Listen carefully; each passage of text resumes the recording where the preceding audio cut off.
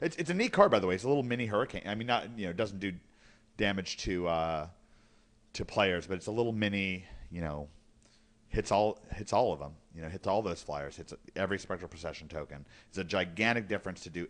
Every creature with flying. Now that also means that we have to look out for our birds of paradise. Especially if we don't already have a Wiltleaf Liege in play or something like that. Actually, basically a Wiltleaf Liege. So there's that asymmetry. But other than that, you're really, really in good shape with Scattershot Archer against these fairy decks. These big creatures that are tough for them to deal with. If you just it's important to remember that these fairy decks, that they are tempo based, that very much what they're trying to do is kind of beat you in a sense very quickly and get on top of you. It's kind of like a counter sliver deck where you get on top of people and then you have some counters and you win that way. And this deck just gets back at you so fast, and he's got these nice sideboard cards, especially like I said, I think these Scattershot Archers are really a nightmare for fairies.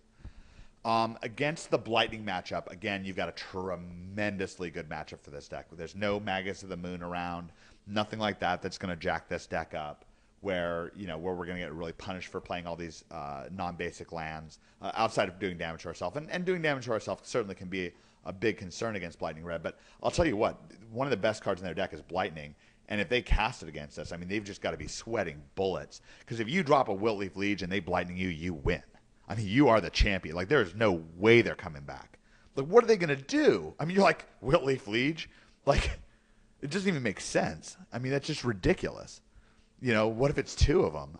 I'll never forget, I was playing they actually had one Classic or Type 1 Pro tournament at Dallas, and I was playing a bit of a Necro deck, and I was playing against Brian Weissman, and I cast a Hymn to Torok, and he dumped what's called a Sand Golem into the graveyard, which is similar to the Wiltleaf Liege, where it has an ability. It's very different than the Wiltleaf Liege in the sense that it's kind of a bad card on its own, whereas the Liege is a great card to cast. So it's a very specialized card, but it's a 3/3 artifact creature for 5 mana. But if it gets discarded from your hand, it'll go to the graveyard and then come right back out with 2+1/+1 counters. So I cast a Hymn to Torok to make him discard 2 cards, and a 5/5 creature appeared in play, and I just had no chance. It was just game over. That Wiltleaf Liege is, it's got that similar kind of effect, but you're pre-boarded against that Blightning, and it's just nasty. And plus, the rest of your deck is just big. You have these guys, they're just gigantic. They've got these little puny burn spells. They need like a shock and an incinerate to kill a door in the siege tower, and that's, it's 2 cards for 1 card, and then maybe you cast a Rock's Warmonk the next turn. Okay, maybe they have the Javelin to get on top of that, but now they're not attacking you. They're not casting anything.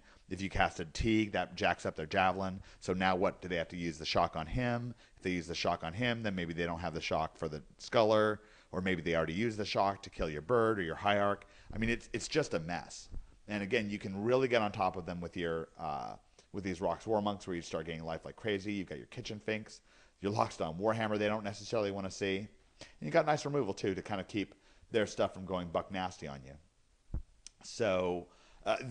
great matchup against red. You're gonna beat them up good. Sideboard wise, it looks like you're probably just gonna bring in some Kitchen Finks and maybe a couple Paths to Exile against them. Now, in terms of the Revlark matchups, now Boat Brew again. I don't really know. My guess is that this deck does fine against Boat Brew, but it could well be a disadvantage based on the Wrath situation unless you find an answer for that after sideboarding. A lot of the Boat Brew decks won't have Wrath in the main deck, but they will have it in the sideboard.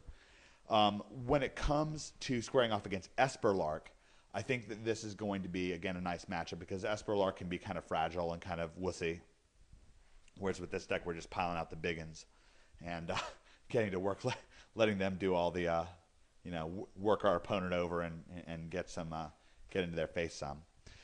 Okay, so that's a bit of an overview. We've gone through, some of the ideas of this deck and some of the ideas behind it. But I think one of the main lessons is, once again, to kind of look at how this deck was created and how the creative process kind of works, and some of our thoughts, some of my thoughts on it, and some of the neat evolutions that we came up with. And it's also kind of fun to watch in Magic how ideas get passed around and moved around back and forth.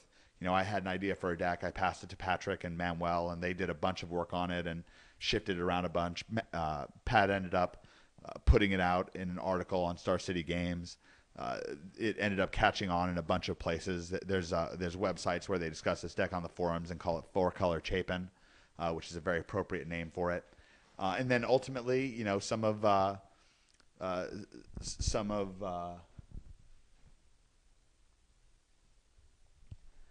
Brian Robinson's teammates picked up on it and brought it up to him. And I understand that there really weren't any other players playing this deck in the field. So once again, hats off to Brian. You know, welcome a rookie to the top 8. A lot of times those rookies that make top 8s, a lot of times they're for real. So you keep an eye on these guys. And I want to thank you for sharing this with me. It's, you know, kind of fun for me to share these new decks and concepts with you. You know, if you want to, you know, take a look at some of the coverage and some of the stuff that went on with this deck, you can check it out on sideboard.com. And I want to thank you very much for sharing this with me. And I'll be talking to you very soon more about the, you know, the creative aspects of the game and the culture of the game. And we'll also try to stay on top of the competitive aspects of the game so you can be a real insider too.